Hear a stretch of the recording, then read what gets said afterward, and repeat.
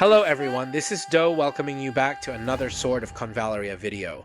As you've just witnessed, the Witcher 3 collaboration is coming, and not quietly. This isn't a small side event, this isn't a cute little crossover. No, this is the continent itself colliding with Iria. And judging by everything we've seen so far, this is shaping up to be the biggest collab Sword of Convallaria has ever attempted. If you've checked your store updates, you already know we're getting Ciri for free. A main character from one of the greatest RPGs of all time, just handed to all players, and joining her, three absolute icons of the Witcher universe, Geralt of Rivia, Triss Merigold, and Yennefer of Vengerberg. Before we dive into wild speculation, let's travel back to where they came from, because understanding who these characters are in Witcher lore gives us a massive clue about how they might translate into Sword of Convallaria's gameplay. Let's start with the White Wolf himself. Geralt of Rivia isn't just a swordsman. He's the result of painful mutations, ruthless training, and years of surviving a world where every monster and every human is trying to kill you. He's a Witcher, a professional slayer of nightmares, equipped with two blades, alchemy, and the elemental signs. In Witcher 3, the way Geralt moves is like a dance of death, fast slashes, heavy cleaving blows, dodges that look like teleportations, and signs that amplify his combat flow. He ignites enemies with Igni, blasts them back with Ard, shields himself with Quen, traps foes with Erden, and manipulates minds with Axii. He's adaptive, tactical, and brutally efficient. So how could that translate into Iria? Geralt screams hybrid bruiser. I can imagine a trait that switches between signs, kind of like a stance system. Maybe he taps into Igni to apply burn and increase damage over time. Maybe using Ard could push enemies or break shields. Quen could easily be a self-cast barrier that absorbs lethal damage or gives him a chunk of damage reduction. Erden could slow or bind enemies in a small area. And Axii? Imagine a single target charm or debuff that lowers enemy resistance. If the devs stay faithful to Geralt's identity, he'll be one of those units who's always relevant because he's built on versatility. But now, let's talk about the free unit, Ciri. In Witcher lore, Ciri isn't just royalty. She's the child of destiny, born from elder blood, capable of traversing space, dimensions, even timelines. She is literally a bridge between worlds. In Witcher 3, when you finally get to control Ciri, her combat style feels supernatural. She blinks forward, slices through enemies before they can react, and zips behind them like time itself hiccuped. She's raw speed, pure aggression, untouchable momentum. And the moment I saw her in the SOC announcement, I thought, this is going to be one of the most fun units we've ever had. If they stay faithful to her Witcher 3 version, Ciri in Sword of Convallaria might become the queen of repositioning. Maybe her trait lets her blink whenever she deals damage. Maybe she has a passive chance to dodge everything while leaving afterimages. Maybe she performs teleport slashes that hit in a line or an arc.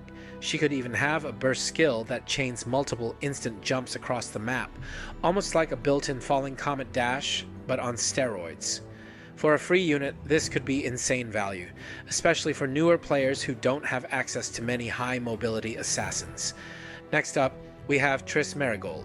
In Witcher lore, Triss is known as the 14th of the Hill, survivor of Sodden, a skilled healer, a fire mage, and a political survivor who's been through more wars, betrayals, and kingdoms than the average SOC character has hair strands. She's compassionate, but fierce, and her magic is precise. In Witcher 3, her combat revolves around controlled fire, not wild inferno like some sorceresses, but measured blasts, protective spells, and magical support that holds squads together. Translating that into Iria, I could see Triss becoming a hybrid fire support unit. Maybe she provides flame-infused buffs that boost attack or magic. Maybe she applies steady burn stacks, helping your main DPS ramp over time. I can even imagine her conjuring a fire barrier, like a version of Quen that she casts on allies to absorb damage. She might even be our first fire-type healer if they want to go crazy with the design.